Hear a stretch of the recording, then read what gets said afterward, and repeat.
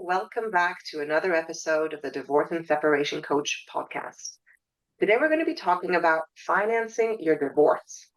A lot of people know divorce can be expensive, especially if you end up going to court. You have to pay for hearings, for barristers, for solicitors, for all kinds of specialists. And I see a lot of couples and individuals who come into my practice and who are completely overwhelmed with the financial strain that the divorce has put on them. Whether it's because they're trying to keep up with their spouse's spending, they feel they have to have as expensive a lawyer and have as many meetings with their lawyer, or because they just got themselves caught into that kind of vicious circle of legal expenses and they need to continue to finish their divorce. And actually, on average in the UK, people spend about £14,000 on their divorce. That's a lot of money for a lot of people. And of course, the obvious way to limit that is to avoid an escalation and to try and resolve things out of court. That definitely saves you money. And if you manage to do that, you can get divorced in the UK. Since 2022 and the introduction of the no-fault divorce law, we can get divorced now in the UK for less than £1,000. But that requires finding an agreement without any support. But even for those who do need support, family mediation is a great way forward. And we do see that family mediation, as an example, costs on average 97% less than a litigated family law case. So definitely something to consider, if not for the ethical reasons of trying to get divorced amicably. Certainly from a financial standpoint, it makes a lot of sense as well. So what are the options for those who are struggling? And that's what we're going to be discussing today. Any couple that comes to me or individual who comes to me who's struggling with their finances during their divorce, the first recommendation would be for them to go see their solicitor and talk about payment plans. Some solicitors have different ways of billing. Some do pro bono work, which means they don't charge for their work. But there's also some who allow you to pay only at the end once the divorce is settled. So it's worth having that conversation to see what kind of flexibility they can build into their billing and into their fees. But they can also assist you with finding other financing options. So they might be able to assist you with legal aid if you're eligible, which is rarer and rarer these days, but they can advise you on that. You might be able to apply for maintenance pending suit, which means that you start getting maintenance from your spouse ahead of the divorce being finalized. So there's a lot of different things that your solicitor can suggest and that are definitely worth exploring. Then outside of those options, there's the traditional options when you need money, get a credit card, which means high interest rates, and usually you have to pay monthly. Not ideal. There's also the option of borrowing from friends and family, which they have to have the money to lend you, but also a lot of people are uncomfortable doing that. So today we're going to be talking about another solution, and one that a lot of people are not aware of, and that is to apply for litigation and a maintenance loan. So litigation loans and maintenance loans are two options that we're going to be discussing in a bit more detail today. They're a really interesting and innovative approach to kind of bridging that financial gap during the divorce while you're waiting for the divorce outcomes and you need the cash. So I'm joined today by Avni Bagela from Family Finance. They specialize in providing loans for legal fees, associated costs, and it's a wide range of expenses that people experience and have to pay for as they're going through the family litigation process. So Avni has kindly agreed to speak to us today and to talk us through how litigation funding works and how it can be leveraged. Avni, thank you for joining us. Hi, thank you for having me. So let's start first things first. Could you please explain to us how litigation funding works at Rea Family Finance? Who can apply? What's the process, etc.? Yeah, of course. So with RIA, we provide funding for those going through matrimonial and financial proceedings. We can get involved at any stage, so from pre-application stage all the way up until final hearing. And with that means that we have no minimum or maximum. It's entirely down to the client as to when they come to us as to how much they need to borrow. And the answer to that question really is how much will it cost to get to final hearing. And that's really why the solicitor themselves completes the application form and is approved by the actual client afterwards. It's because we ask certain questions on the form. For example, how much does a client need? And often the client will not know how much it will cost to get to final hearing. Now, of Mhm. course, if they settle any earlier, that is again completely fine, but it's to make sure there's enough money in the pot should they need to get to that final hearing. We do have some criteria, but we are bespoke in the fact that we are privately owned. So we do have criteria, but we try to be accessible to everybody. And again, that really means that's why we have no sort of minimum or maximum.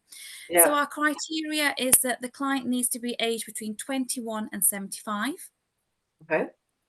no active CCJs. The client needs to be living in the UK for the Yeah. duration of the proceedings. Okay.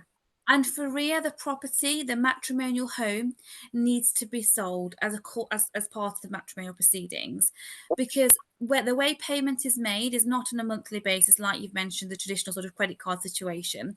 It's Yeah. paid at the end of proceedings, which is when the matrimonial home is sold, and as part of that, Ria will get paid. So it's an advance on the sale of the family home, basically. Exactly, but no charge is placed on that matrimonial home. It's done as part of the matrimonial proceedings. Okay. So yeah, so it's not something they've got to pay on a monthly basis or anything like that. It's at the end, so there's no sort of upfront cost really. That's great. But there is an interest rate associated with the loan, right? Absolutely. So the interest rate currently, and this does change, is between 14 and 24%. Now, Okay. what happens is once the application has been done by your solicitor, and is approved by the client, and subsequently, if you're accepted, in Yeah. that paperwork, you'll be notified of your interest rate. The Okay. interest rate will stay the same for the duration of your proceedings. You will only pay interest on what is drawn down. So, for Yeah. example, if you do ask for, let's just say, £100,000, but you settle at mediation or the first appointment, you only spend £20,000, you only pay interest on that Mhm. £20,000. That's very good. Yeah. Yeah, absolutely. So it's locked in, it doesn't fluctuate, and you're fully aware of it when you sort of sign up to the paperwork. So people get an allowance, basically a loan for a certain amount, but they don't have to use it all, and it's only the portion they actually use that incurs interest. Exactly. So when you're and how it sort of works is once your solicitor's done the invoice, the Mhm. solicitor uploads that invoice. We've got a portal. It's incredibly intelligent. Everything is done through that portal. Nothing has to be printed. Yeah. Your solicitor uploads that invoice. The client accepts that invoice. Everything's logged on the portal, so everything's clear. Yeah. And then your solicitor gets paid that invoice. So that's really how it works. So the client will be well aware of what the invoice is. They still have to approve it, and they have Okay. access to this portal 24 hours a day. They can see how much is owed. They can see sort of approvals that have been made, documents that have been approved, and so forth. So it's all accessible to them. If they want to, by all means, they can always give someone at RIA a call if they've got any questions. But it is all there for them to see. Right. And so what happens if for any reason they decide not to sell the house? Is that something that they've now committed to, or is there a way out of that?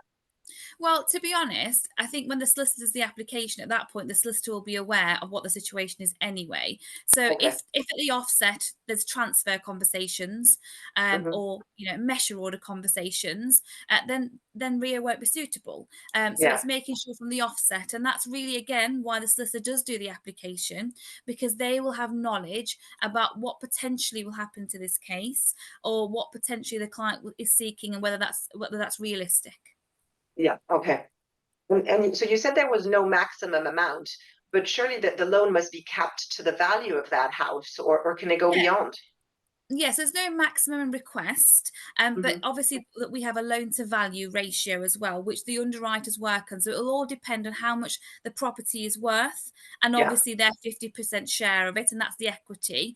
And looking Okay. at what the client wants to borrow, it's making sure it works in our ratio. Now it's down to the underwriters to make that decision. It's not something that it's not a sort of a situation that fits all. It's down to that Yeah. specific case, because there'll be debts that'll be considered, and the Okay. value of the property and things like that. So it'll be down to individual cases. What we do offer, which is really helpful at RIA, is we do a pre-screen application. So the Okay. solicitor has two ways of making an application: a pre-screen, It's 20 questions, 20 minutes, no Yeah. evidence, just ID. And that Okay. gives you a decision in principle. It's probably the Okay. best way of getting information as to whether your client will be accepted or not. And if the client wants to do a full application from the offset, by all means they can do, but this option is available to them should they want to sort of find out instantaneously as to whether they are eligible for the loan or not. And we aim to Great. get back to you fairly quickly. Okay. But you can also make a full application from the offset, and that is 40 questions, takes around 40 minutes. You Mhm. do need some evidence, so you need your mortgage statement, property valuation, and your office copy entries. Okay. If the property is owned jointly, fantastic. But if it's in the other party's name, your client needs to register a matrimonial home rights, but most solicitors would do that in the first instance anyway. You would have to go through your solicitor, so an individual couldn't go on the portal and apply. Absolutely not. It has to be done through your solicitor because, like I said, we ask those questions in terms of how much does your client need to borrow, and Yeah. often the client won't know the answer to that because it will depend upon individual hourly rates, and also the solicitor has expertise in that department, so we rely upon that. Yeah, and I think it's probably a protection as well for the person. It means that they've discussed it with their solicitor, they understand the implications, and they're signing up for it, understanding exactly what it means and how it's going to pan out. Yeah, absolutely. When the client does, if the client is approved, they do get a documentation pack. And one of Okay. the sort of documents in that is independent legal advice. So the client Okay. does need to seek legal independent advice with regards to loan documentation. The family Yeah. solicitor won't give that advice. Their family solicitor won't give that advice. Yeah. And then they've got to seek so they understand the terms of this agreement. So that is Okay. something that the client will have to do with regards to that.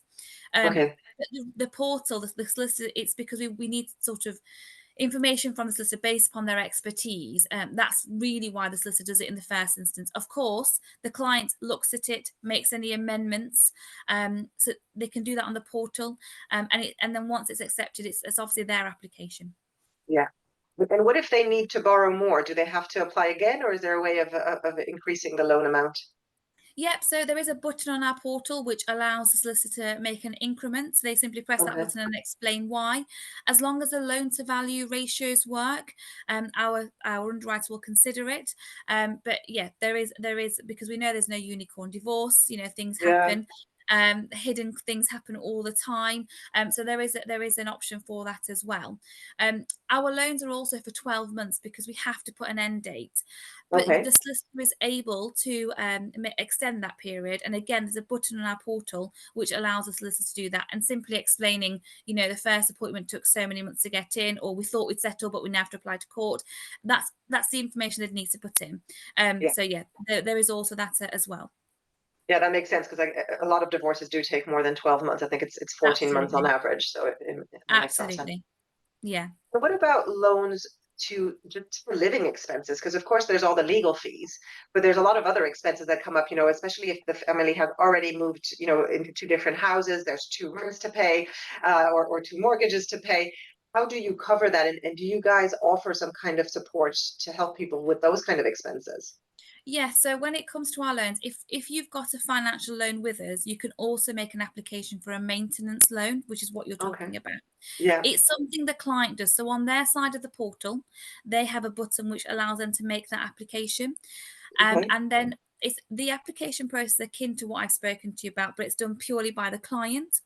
Okay. And if it's accepted, they can draw that down on a monthly basis. And again, it's paid at the end of proceedings.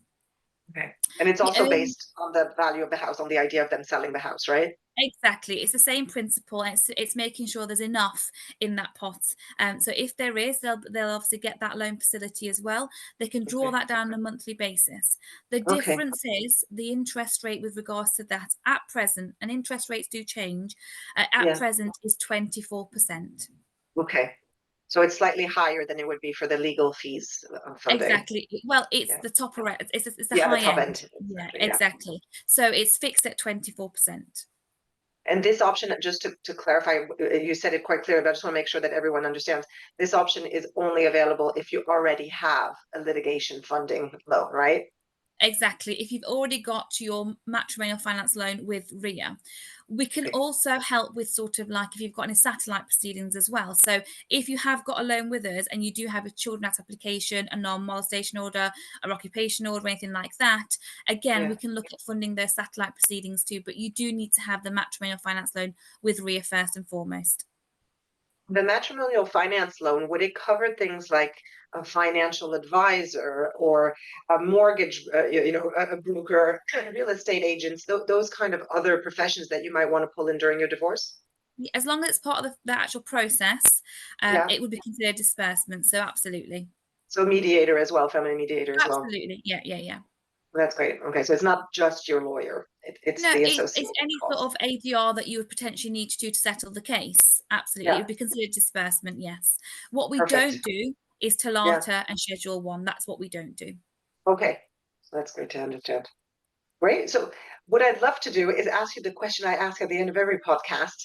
What would be your top three tips in this context for those who are considering litigation funding as a way of financing their divorce proceedings?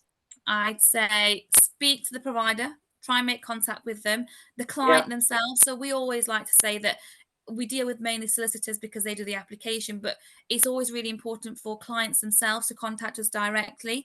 So, Yeah. firstly, they know they can ask all the questions they want through us, and also they know we're not bots; we are humans.